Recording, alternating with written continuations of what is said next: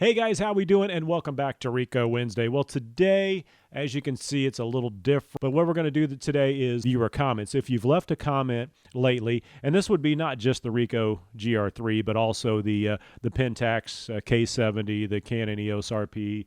I think somebody mentioned the Fuji X-T1. So all those things will be in this video. So if you've left a comment lately, I didn't get to everybody's, but mostly the ones that would ask a question, something that I thought would be of interest for you all. So we'll have that here. This is actually the third intro I've recorded because for some reason the first segment was out of focus, so the rest of the video is fine. So we're going to be jipping into the rest of the video here momentarily, but I did, the intro is gone, so I did want to point that out. If you listened to my podcast yesterday, part of that was recorded with this video, so but not all of it, so now it's completely different. I said it would be the exact same thing, but now since I'm re-recording the intro, it's not the exact same thing. So certainly go back and listen to my podcast from yesterday, The Stealth Photographer, and you can find that on my website, DozierGraphic.com. Again, the Ricoh GR III is what we celebrate on Wednesdays here, and mine's a little modified. It's got the GA1 coupler along with the JJC thumb grip back here, so yours may look a little different. Of course, we have the GR3X out now, and that is the dilemma. Do I stick with the GR3? Do I go to the GR3X? I really can't justify having both of them, although there may be a time if I buy a 3X, I may overlap and compare them and that sort of thing, but I don't see sticking with both of them. I feel like I'm swaying more toward the GR3X now because I've had this for a couple years and I've got a lot of good use out of it, but I feel like I could, there's a lot of new things, some interesting videos I can make with the X, so I'm kind of heading over that way. I do have this listed on eBay for like $795, so we'll see if anybody, if I sell it for that, I'll sell it. Before I get to the comments, two things I do want to discuss real quick. Again, the Canon EOS RP that I'm filming this on. So I picked up this Meike 50 millimeter, this Meike 50 millimeter 1.2. This thing has some amazing bokeh. I'll show you a couple photos right now, and that's what this thing is great for, although it is not just for bokeh. It's great for portraiture work. A 50 millimeter, a nifty 50. This is a true 50, 35 millimeter equivalent because it is an RF. It goes on the Canon EOS RP full frame, so it is a true 50, and which would be equivalent to about a 35 on an APS-C sensor. But I really like this lens, $350. So to get a 1.2 Canon, you got to go a couple $1,000. That's why this is a bargain in my opinion. So I'll be doing more on this. The other lens I picked up for $15 from eBay, this Pentax 18 to 55 weather resistant DA lens. This thing, I mean, it's a steal. These things go obviously they go anywhere from $15, which you cannot find them, that are in this good a condition, up to about $150, $200 or whatever, depending on which Mark 1, Mark 2, whatever.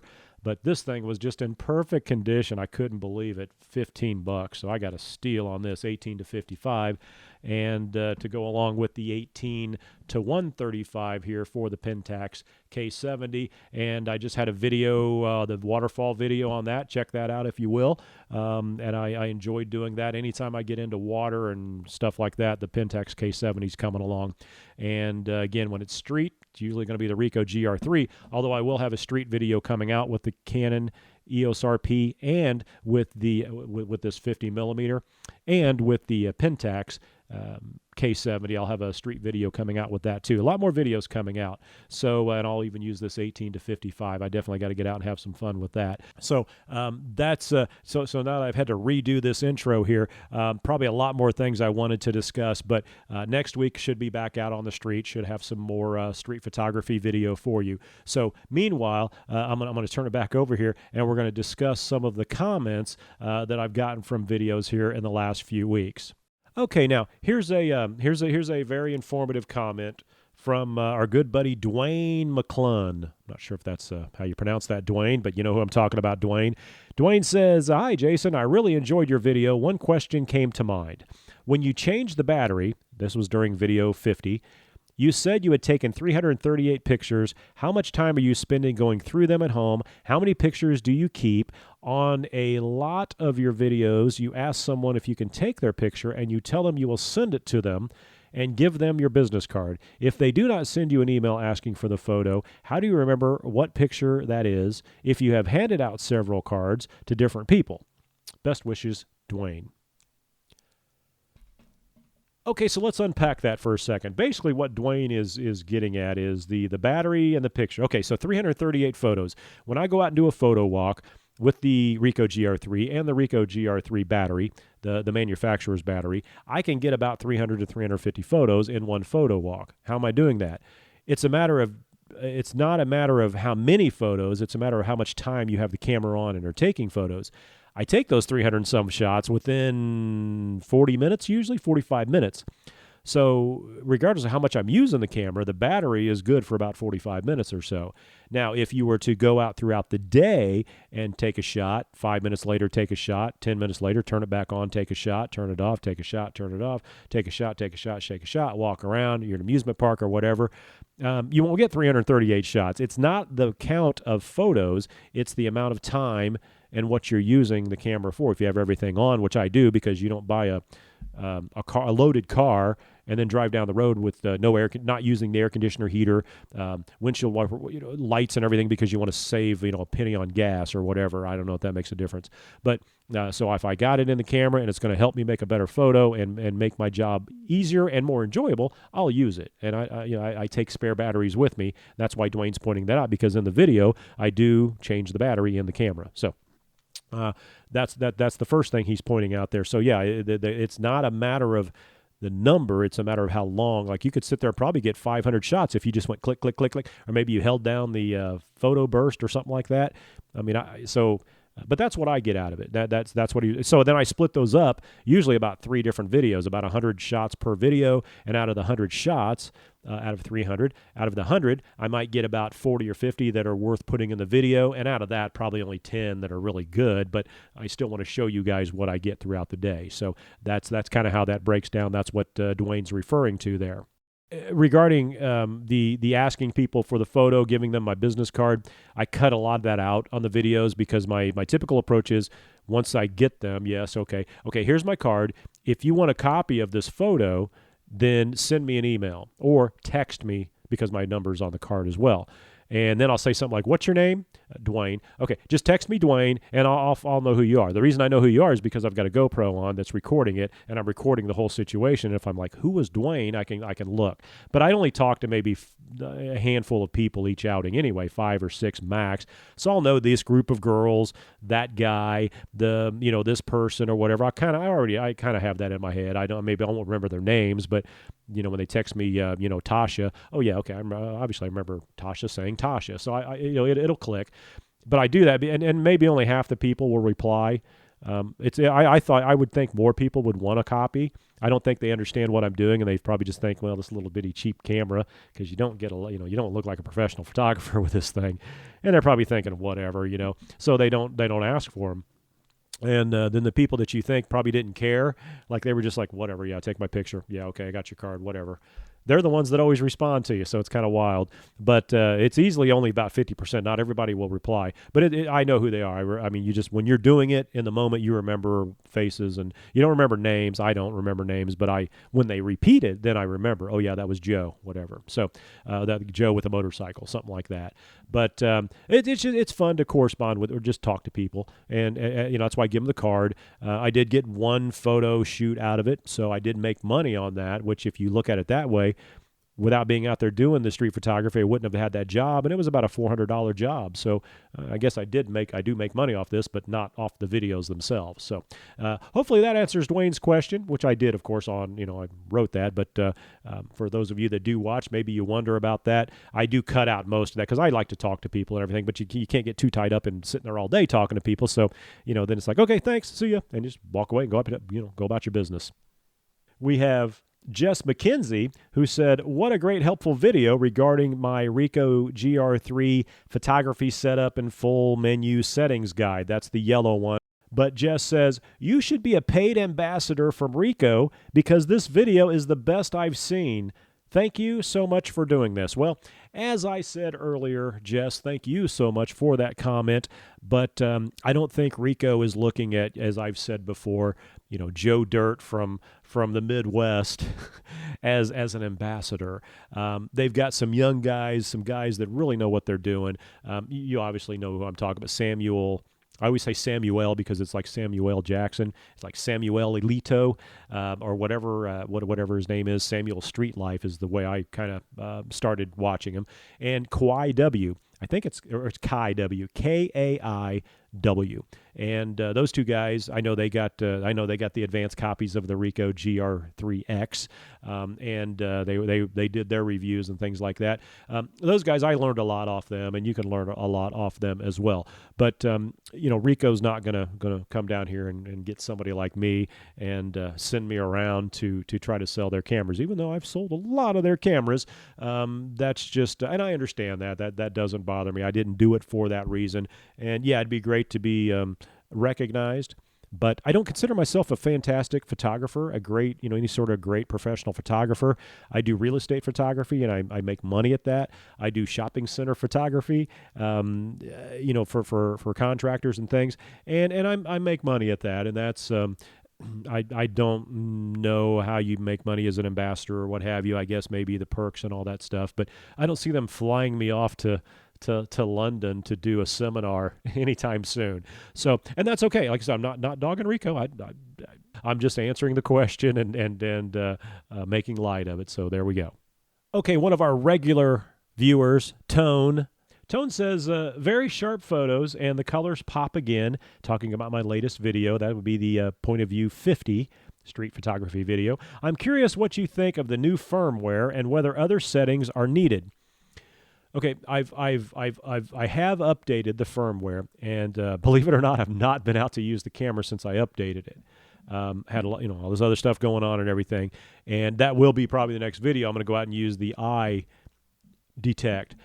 So I haven't used it, but you can't go wrong with eye detection. Okay, like I said, hats off to Ricoh for even giving the firmware upgrade. You would think eye detection would have been in there in the first place, but it wasn't, and that's okay. But they put it in there. Face detect was there. I've never really seen a problem with the face detection. It usually does a pretty good job. Again, it's not a cheap camera, so I mean it's got some excellent inner workings, and the face detection was fine. So, and the other thing that Ricoh added in there that was really nice is they did a lot of things with the JPEGs and the JPEG filters. I don't use JPEG filters. I don't use JPEGs. I only shoot RAW. However, for those of you that were listening to last week's podcast, you heard from Richie Rush from RicohRecipes.com. I had to think about that for a second. RicohRecipes.com. And that's you go to that page, that website, and you can download the app, and he's got 40 different recipes for different settings for JPEGs. Well, that's way more than is offered in the camera. So you can go check those out. That's very cool. It's free. So, so there's some more. So right now, again, if you're having a photographer's block, a shooter's block, go to that website, RicohRecipes.com, and now you've got a reason to try something new, something to experiment with. If you're kind of like me, you don't shoot JPEG because you do everything in Lightroom, you start getting the same results over and over and over, and those can start being dull. They certainly, with me, because I do such a large volume with the video, those do kind of get dull after a while, and I tend to start playing with them a little bit. But these recipes would be a great way to get out and start having some fun and shooting some different styles. And each recipe has sample photos on there. So again, go back and check out last week's podcast number 10. So go back and check out podcast number 10, and you can hear about these Ricoh recipes. So all in all, though, again, this camera is still evolving. The guts of this camera, the brain of this camera, still evolving as long as Ricoh puts out firmware updates, which they continue to do. That's been 2 updates now since I've owned the camera. So thumbs up to Ricoh for taking care of its customers. Okay, now we have Cheryl Rand 22. Cheryl says, always entertaining. Love how forward you are, LOL. This is my point of view video 49. Makes me giggle. Well, I'm glad you're able to giggle at me, Cheryl. On a serious note, you have a terrific voice for videos, and I would not be concerned if you approached me on the street. Well, that's a good thing. Let's see. Oh, there's more there. Oh, I'm not creepy at all, so says Cheryl. So thank you, Cheryl, for not considering me to be creepy, although I do feel creepy oftentimes when I'm out shooting, especially, when you approach young women and it's now I use thumbnails and things of the young women. It's not always just young women. I mean, I usually try to. I mean, I'm actually conscious of that. I try to make sure that it's not just like all women or something like that. It used to be a time where there were no women out, and that's we're really getting to a fine line here where I can get in trouble here. But last year, of course, when COVID hit, things like that, you had very few people out. And the people that were out there weren't people just out, whatever you would call it, partying or anything like that. So people were dressed very conservatively. They were leery of everybody on the street, that sort of thing. And you didn't get a lot of characters, or, most people just stayed home unless they had to be out. This year now people are starting to get out. The bars and things, restaurants are open, so women start dressing, or not start dressing differently, but now they're actually coming out. And that's where, again, I got to be careful how I say this, because, of course, you've got guys out there as well.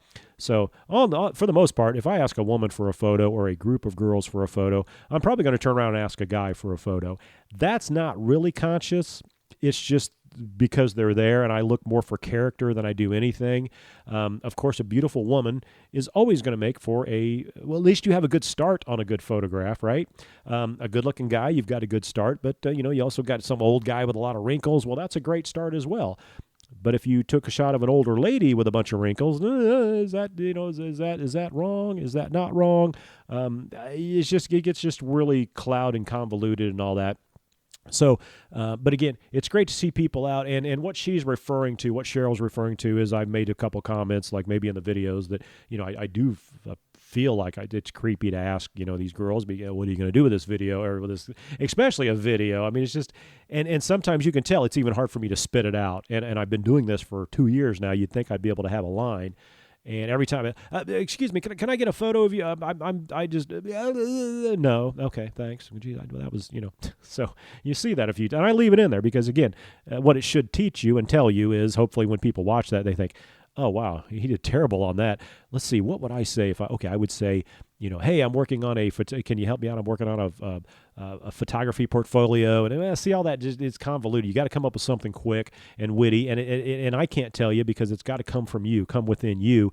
It's got to be, it's got to be natural for you. Otherwise or rehearse a line or something. Otherwise, it just comes off as, I'm just a creepy person that wants to, take a picture of you and go home and look at it. So, you never want to be in that position or feel like that. But that's what Cheryl's referring to. But I'm glad Cheryl wouldn't be upset if I took her photo. So, and I imagine most people don't care, but you obviously, as you well know, you always feel like they do. And then we have Hansel, who said, good to see more Pentax videos. Keep those coming. And he pointed out a very important thing. He makes a good point. In the video, I talk about when you have a tripod and you put your camera on there, most cameras, you turn off the image stabilization. I do that when I do real estate photography, for instance. Right now with my Canon EOS RP up there on the tripod, I've got the image stabilization turned off on the lens. In a Pentax, the image stabilization is in the camera. So no matter what lens you put on there, you have image stabilization. It's built into the camera. It's there whether you want it or not. However, I was thinking, okay, so if you have a waterfall going, and you've got all this water rushing, and you put if you go to the video, watch the video, I've got my tripod in the water, and it's not a roaring river, but there's enough you can see it's a good flow. And so that's got to be shaking the camera. I mean, it's got to be shaking the camera, right? I mean, it's impossible not to. So therefore, in that situation, I would think you would leave your image stabilization on, so that little bitty shake, your image stabilization, it would be fine, just like you're walking around holding it. That would make sense to me. However, as Hansel points out, in the Pentax K-70, there's a little light there. When you put it on 2-second timer, which I do because I don't want to shake the camera, you hit it, 1, 2, click, takes the shot. That gives the that way your finger is not pushing down on the camera, moving the camera when you take that shot.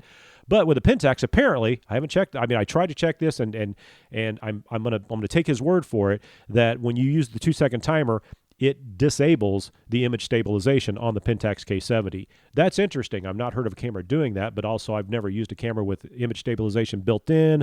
other than maybe the Fuji, but I don't know. So that's something to think about. But if you have a camera that you do have to turn on and off your image stabilization, I would suggest in a waterfall situation or anything where you've got, water running, something like that, at the feet of your tripod, if the tripod's actually in the water, then that would mean you should still have your stabilization turned on, in my opinion. What do you think? Let me know. Leave a comment if you've had that situation or dealt with that before. Okay, and then we move on to the Canon EOS RP, a comment about the manual lens. I've got a video on there on how to use a manual lens on a Canon EOS RP, and you do need to see some sort of instruction because the instructions that you read in the manual, they make sense, but it's a lot easier just to see it on the video. So go check out the video that I have on there on my YouTube channel, and that will help you a lot easier use that because you do have to change the setting. You've got to be able to. The detail on that, I'm not sure it's in there, but you have to go check that out. And the other thing that you want to do is make sure you turn on focus peaking when you use a manual lens. And what that does, you look at my video, you'll see that. Like I use red. Everything that's in focus is red, and that makes it so much easier. Actually, I feel like it makes it easier to gauge your depth of field and things like that. So I almost prefer using a manual lens on my Canon EOS RP to an auto lens, if that makes sense. I don't know. Do you feel that way as well? And not to leave the Fuji X-T1 out, but a person commented on that. That was Team Hazardous. Team Hazardous. And he said, great to see someone using the Fuji X-T1. Bought it twice. Still a great gem. Well, I don't know if the first one didn't work out or you were just upset that that you got rid of it in the first place, so you got another one. But I tried to buy a second one as well, and it didn't work out for me, so I'm glad it's working out for you. But no, those Fuji X-T1s, I don't think I'd spend the money on that X-T3. If you don't have a camera, you need a high quality camera. I guess the X-T3 or X-T4 would be fine, but you're talking well over $1,000 into $2,000 by the time you get lenses and all that stuff. And I'm telling you, these X-T1s, from all the things I've seen on videos and whatnot, and I actually had both of them in my hand, and I sent the X-T3 back, I felt like the X-T3 just didn't feel as good. It did not feel as comfortable. It was almost like they tried to make it too slick or something, and I just didn't like it. I love the X-T1 though. Okay, I love this comment. This is in regards to the Pentax as well. Chloe Scanlon says, God, that side-hinged flippy flappy screen is a disaster for street. They should be banned. Okay, so when Chloe's talking about the flippy flappy thing, she means the flip screen on the Pentax K-70, which I love. Let me show you that. For those of you that my Canon EOS RP has it, I'm looking at it right now, the flippy flappy screen, because I'm doing the podcast, and that's great for that. And that's this flippy flappy thing here that if you're watching the video, it's just a tilt screen that comes out, goes all different directions. Canon does a great job with theirs, and Pentax is exactly the same. So I like those because, as you can see in the waterfall video, for instance, I've got the camera, literally the tripod, down about a foot above the water. So I'm an old man. I can't lean over that entire time like that. I can't get on my knees in the water. So I need the flippy flappy thing, otherwise known as the Vari screen, so that I can look down and see, or if I'm shooting up or whatever. For those of you that can bend and contort in every different direction there is, okay, that's fine. But for the rest of us, that flip screen is awesome. That's why another reason I like the K-70 and the reason I like my EOS RP. So here we go. This is AJ Shahan. He says, I like your street trick. Okay, here we go. Back to the talking to the people on the street. He says, get backup shots before and after the subjects actually strike a pose. Very cool. And those candid images were my favorite in black and white. Another reason why the GR is so solid for covert work. The leaf shutter never shouts. Well, that certainly is correct. The leaf shutter never shouts, meaning that nobody hears the click of the camera. And what he's referring to is a lot of times when I'm walking down the street, and you see this in most every video, I'll take a photo, and then I'll turn around and I'll say, hey, can I take your picture? And they'll say no. Okay. And I'll walk away. Well, I've already taken the photo.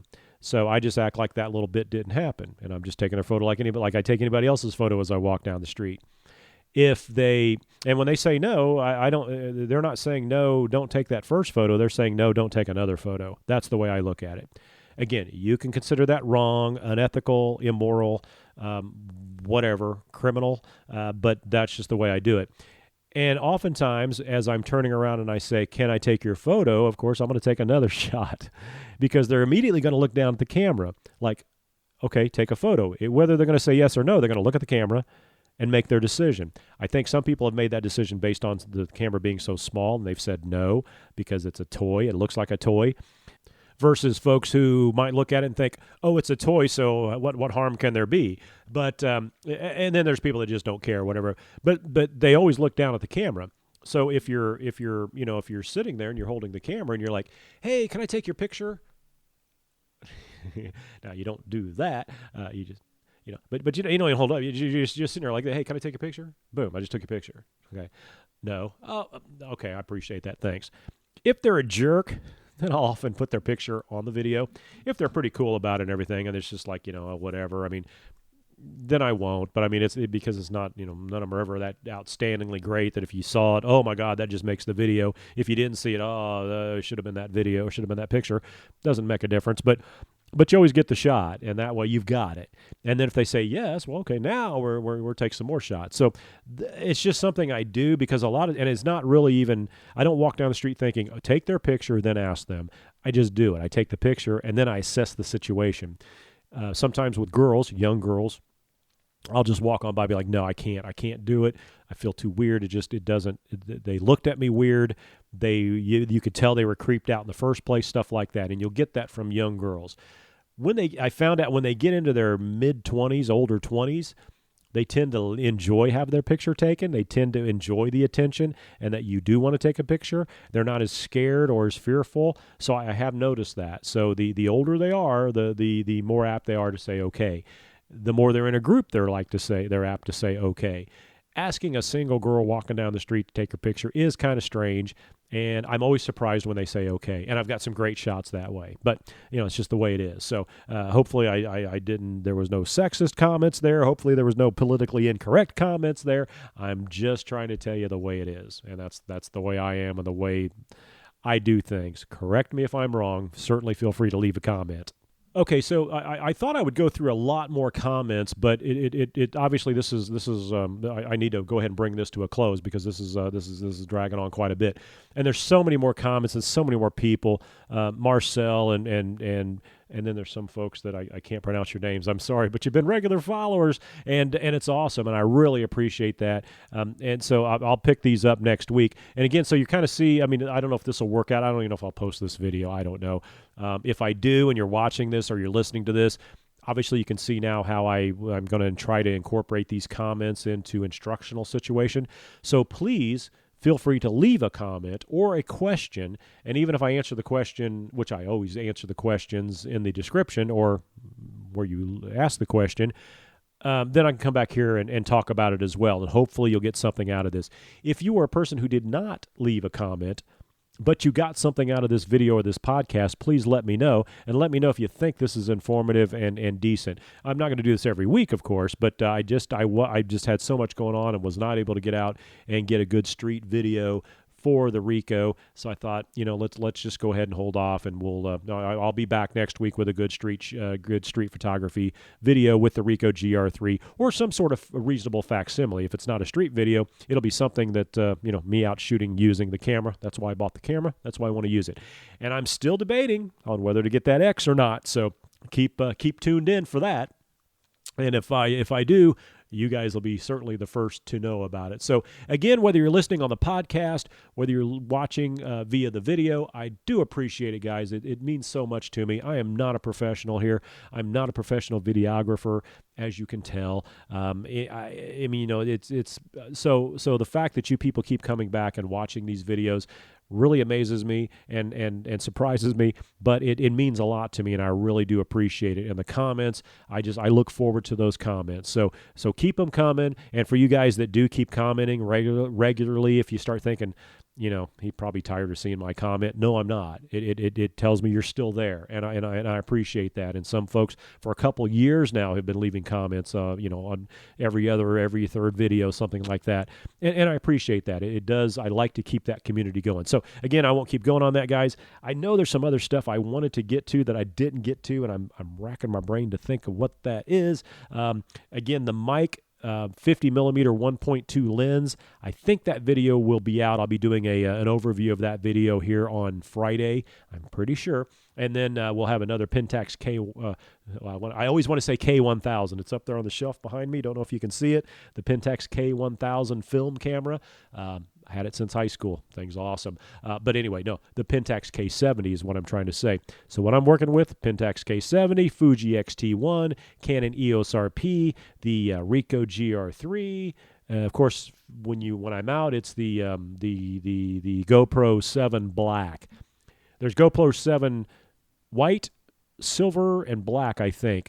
You definitely want the black. Don't mess around with the silver or the white. Those they take even different batteries or something. I'm not sure what's going on with those, but I think I got lucky getting the black. So I really like that black. As a matter of fact, I bought 2 of them, and those do come in handy. So again, guys, that's going to do it for me today. I really do appreciate it. The podcast will be back next Tuesday. Of course, Ricoh Wednesday, every Wednesday. And in between there and in after and before and all that, we also have the Pentax and the Fuji and all that good stuff. So again, guys, let me know what you think. Please like, please subscribe. If you're listening to the podcast, please subscribe to that as well. And we'll see you and talk to you next week, guys. So long, everybody.